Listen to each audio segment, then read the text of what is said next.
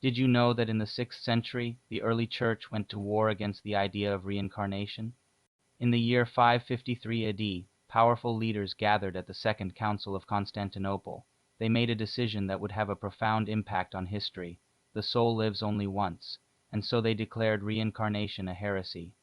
But why? Well, you see, up until that point, the dominant belief in the early church was that the soul could be reincarnated in two different bodies, and this was based on the teachings of a man named Origen. He was a Gnostic teacher who studied the Bible and the pagan philosophies of the Greeks.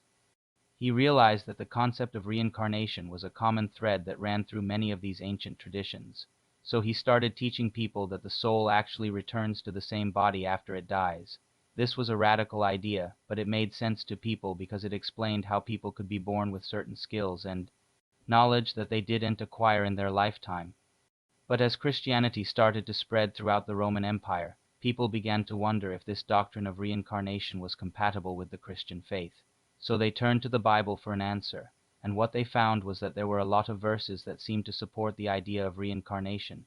For example, in Matthew 11:24 it says, "But I say unto you, it is always a great sin, but it is unpardonable when a man shall deliberately choose to sin." If this is true, then it means that people can be reborn in two different bodies after they die. Well, you can imagine how controversial this teaching was. It threatened the very foundations of the church. If people could be reincarnated, then the idea of original sin would be called into question. And without original sin, there would be no need for a savior. So those who opposed this teaching, like St. Augustine, started to write books that condemned reincarnation as a heresy. And over time, the idea of reincarnation was gradually erased from the collective memory of humanity. Or was it?